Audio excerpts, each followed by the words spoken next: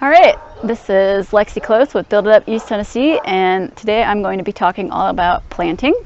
And we are going to be putting in some tomatoes, peppers, and herbs today. So I just want to show you, I've got some landscape fabric down, and it's important when you're using landscape fabric that you burn the holes in it. If you cut it, you run the risk of fraying the fabric, but when you burn it in there, it kind of seals up the edges of the fabric, and so it will prevent it from ripping and shredding apart on its own. So I have gone through and measured out my spacing on here, and so we've just been burning holes in it. So I just wanted to show you the last little bit, and this is just like a little propane torch you can buy at the hardware store. It's nice to have this kind of small handheld container, and it's a really fast. You really want to have it on for like a second, no more, when you're burning these holes, because if you hold it on there too long, you'll burn too large of a hole. So just be careful with it, and it takes practice a little bit before you commit to the fabric that you want to grow your crops in. So I'm just going to show you the last few holes that we've got going on real quick. So it's just a real quick motion, getting a circle in there.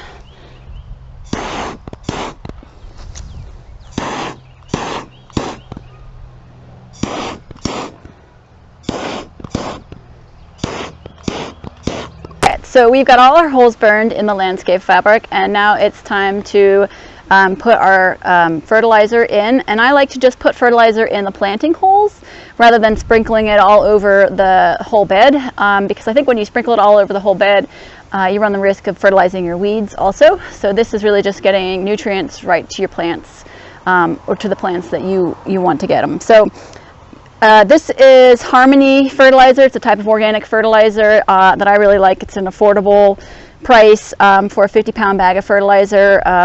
I think it's made from organic chicken manure, and it definitely smells like it. So you want, per plant, about 2 tablespoons of fertilizer in each hole.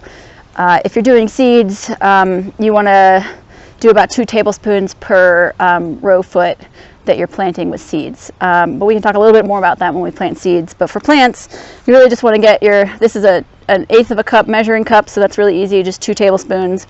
And then you just get it into your hole like that. And I like to just kind of scrape it in with my trowel.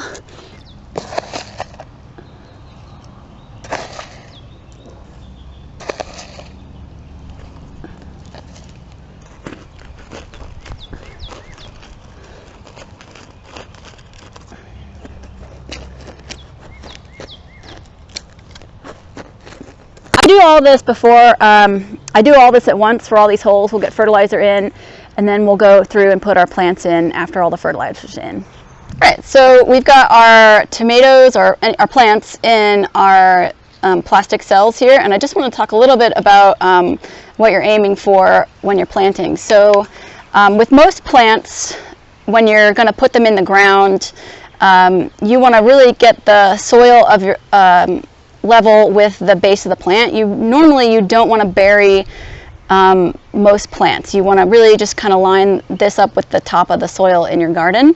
However, with tomatoes, they actually like to be buried. So with tomatoes, you can put them in almost as deep as you can, or you're willing to dig a hole. So they will set roots along any stem that's in contact with the soil. So if you can bury them a little deeper, that just creates a bigger root system for your tomato and helps to keep it a little sturdier. But these are starting to get just a little bit root bound. You don't want to leave your plants in the plastic cells for too long, because there is a very limited amount of soil here, and so you want to get them in. So when it starts kind of circling around like that, that's really a major sign that they need to get into the ground soon. So I just kind of loosen it up a little bit, and then actually we will show me planting a few of these in the ground. So we've got our plants, we've got our landscape fabric set up, we've got our trellising set up, the fertilizer has been applied into the holes, we've got our drip tape set up underneath the landscape fabric. So the last thing to do is to get the plants in the ground. Before I Well, right before I plant, I like to give the plants a good dose of water just so that they're going into the ground moist, because this is going to suck out the water from the root balls here as soon as it goes in. Obviously, once you're done planting, you want to start getting water into the plants as soon as you can.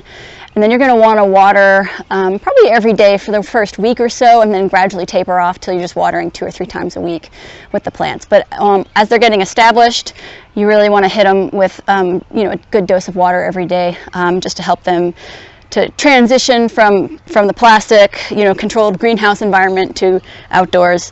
And all right, so let's get going. And basically, you just kind of dig in there, pull some of your soil back. And like I said, tomatoes can go really as deep as you can get them down in there.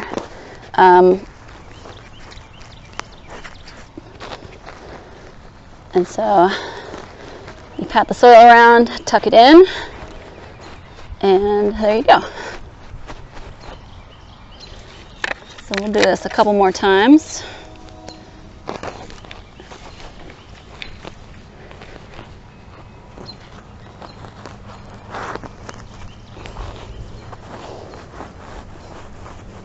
And you do want to pat the soil in around the plants and kind of firm it in, just so you know that there's good contact between the root ball and the native soil in your garden.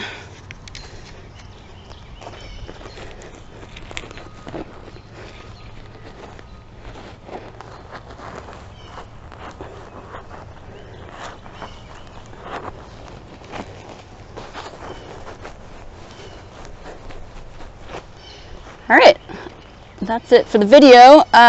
We'll get the rest of this planted, and happy gardening this year.